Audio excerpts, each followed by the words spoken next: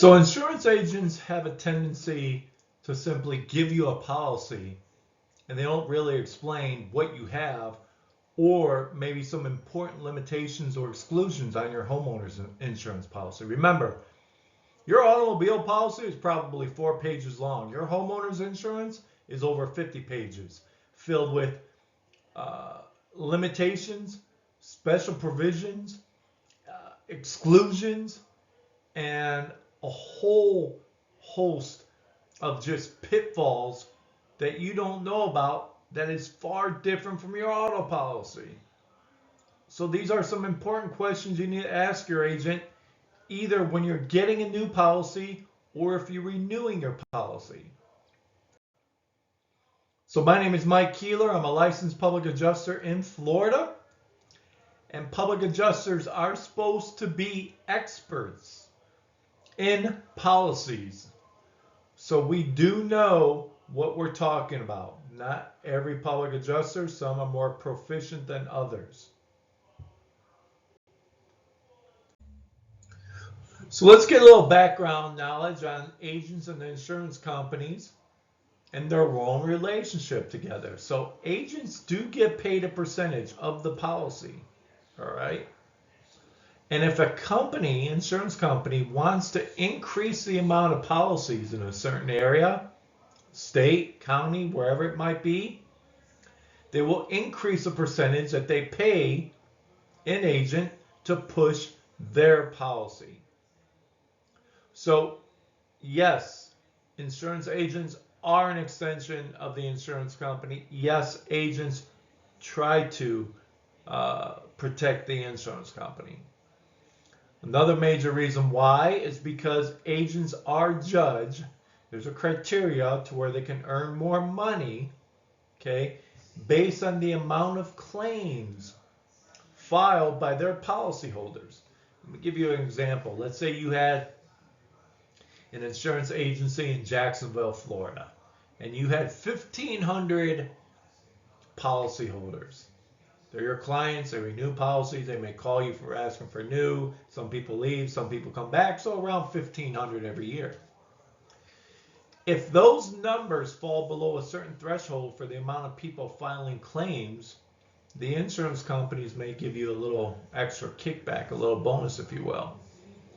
So this is why often, if you call your agent and ask them, hey, I've got this pipe that broke, should I file a claim? It's a cast iron pipe. And I'm just giving you this example because I hear it a lot.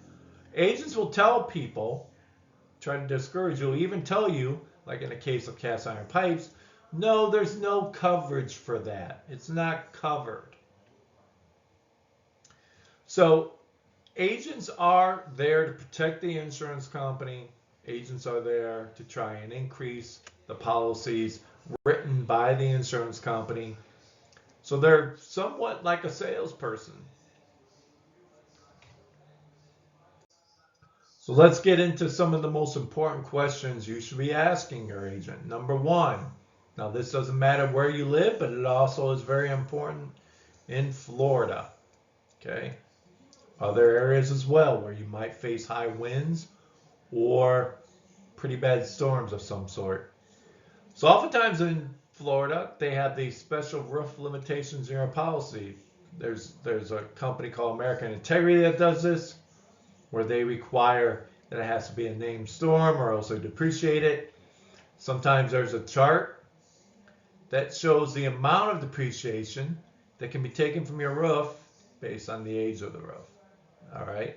So you need to ask your agent, are there any roof limitations? What are they? There got to be. Tell me. Tell me.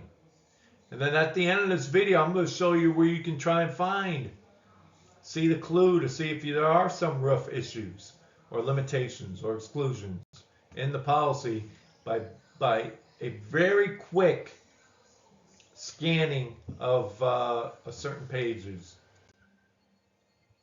So number 4, is there a right to repair in the policy?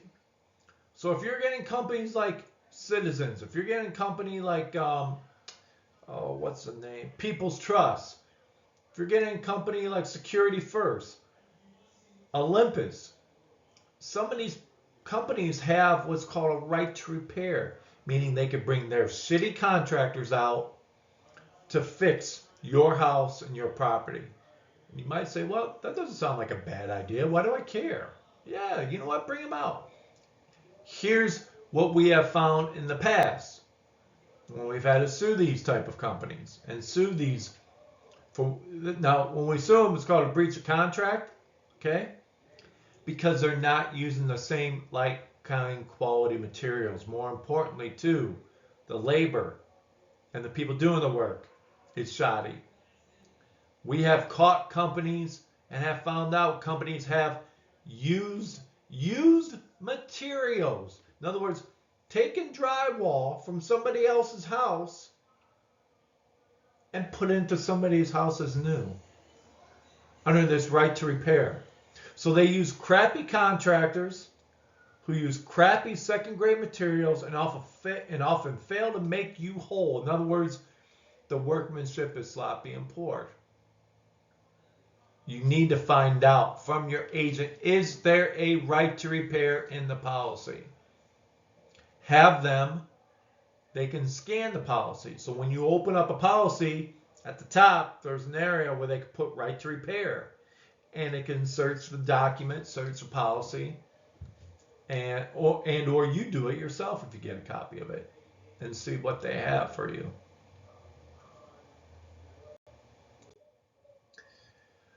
So is the company based in your state? You want to know this, especially again in Florida. Okay, why does this matter? Why does it matter if they're a Chicago-based company as opposed to if you're in Florida, a Florida-based company? Because companies that are not based in your state, they're called surplus line carriers.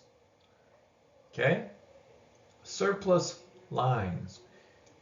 They do not have to abide by the various laws that protect people, homeowners, in the claim process, and often have policies littered with exclusions and limitations. They're shit policies, especially in Florida. Slide, Kin, these are examples. Other companies coming in. They don't have to do anything for the claim process that abides by Florida state laws. So you need to ask your agent, hey, is this a Florida-based company? Is this an Ohio-based company? Where's this company based out of? Let me give you another example. Let's say you live in Texas. There's a company called IQ. You ask your agent this important question. Hey, where's IQ located? Well, I don't know. Can you Google it? Let me find out. Find out IQ is headquartered in Boulder, Colorado. Okay? Well, guess what? This company, more than likely, doesn't have to abide by the claim laws, the homeowners' rights that you have in Texas. They don't have to abide by any of those laws on how the claim is processed. Now, that may not seem like a big deal to you, but it is. Because if there's a certain time frame when a claim should either be denied or paid, in Florida it's 60 days. Okay? Let's say in Texas it's 30. They don't have to abide by that 30 days.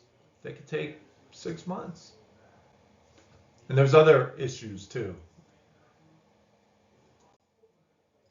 Don't forget, give me a thumbs up to like this video. And if you want to see more videos similar to this, subscribe to the channel.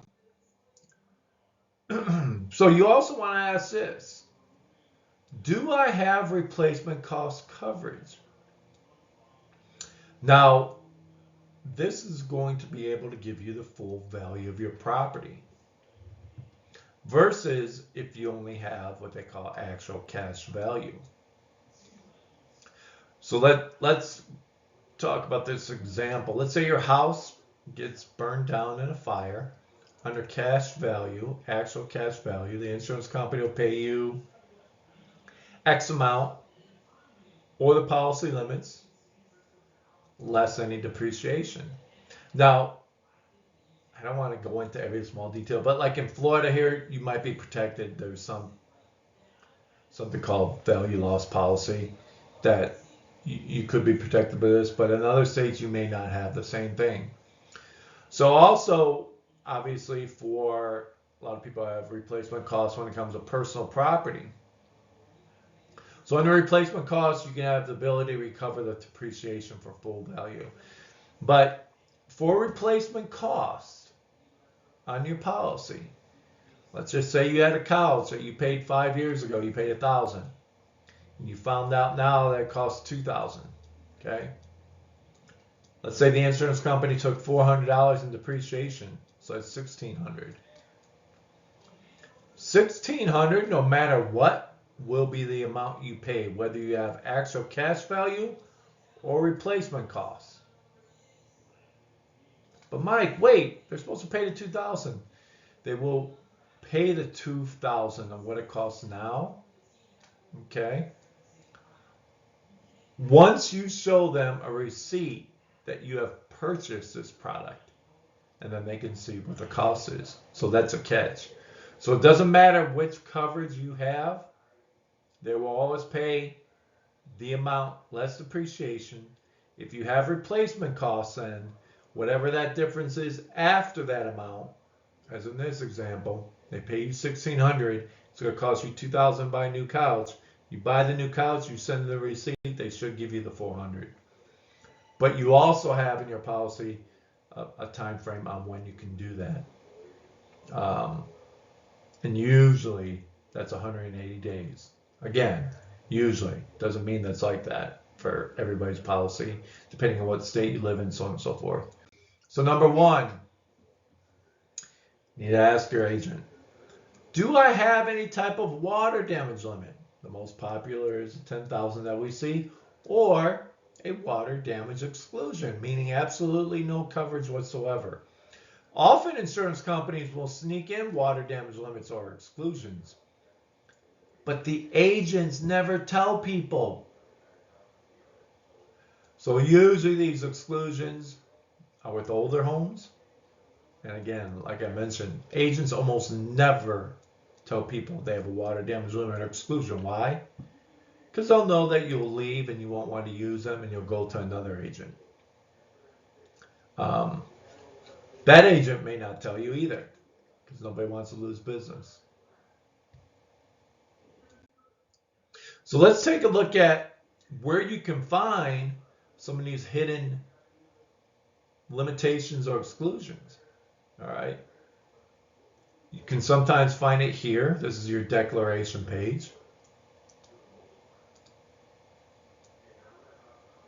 Okay, it looks pretty clean, right? Nothing as far as water damage or anything, limits or exclusions or other that. But this area is very important, the forms and endorsements. Now, I don't know whose policy this is offhand. In other words, what insurance company. But see, all these little words can be, so something here, when I see WE, usually, not all the time, but that means water exclusion. Sometimes if I see like WDL, be water damage limit. And this usually is 712, usually is when they enacted or when they put in this endorsement or form into the policy. Not all the time, but it's a pretty good indicator. I'm going to show you a better one, but I just at least wanted you to see kind of how they hide this stuff. Be very leery of these companies when there's all these forms and endorsements that I've just quoted without really any explanation. So this is a little bit better. I think this is a slide policy. This is a big premium. Okay. So as you can see here, this is the main part of the declaration. Nothing really there. These are the forms and endorsements. Nothing really. I mean, this is pretty standard. So far, animal liability exclusion, dog bites not covered. That's pretty much everybody. Ground collapse. But the one thing that you'll see that raises a little bit of a, if you don't know, screen enclosure hurricane. What does that mean? It's probably a pool cage. Okay. So here they're putting a limitation of $18,000. And I know this client, and he had like a $60,000 pool cage. It's a huge pool cage. So just to get coverage for $18,000, he had to pay $282 more. But this is an example of limitations in your policy that the agent probably never told this guy about. Maybe, but I doubt it. So let's wrap this up. You need to ask your agent the 5 most important questions, especially if you have an older home. Okay? If the agent states that none of these conditions exist, have the agent put this in writing. May sound a little odd, but it's not. So if you don't have a water damage exclusion or limit, say, hey, can you write that down here real quick? There's no water damage limit or exclusion. Same thing with any other questions. No roof limitations? Okay, great. You write that down? They probably won't because they didn't read the policy. Remember, they're protecting the insurance company. The insurance company is the hand that feeds them, not you. They can push policies on anybody else. So I hope you enjoyed this video. Yeah, my name is Mike Keeler. I'm a licensed public adjuster here in Florida. If you have a question, need help with claim, this is how you can get a hold of me. Thanks for watching.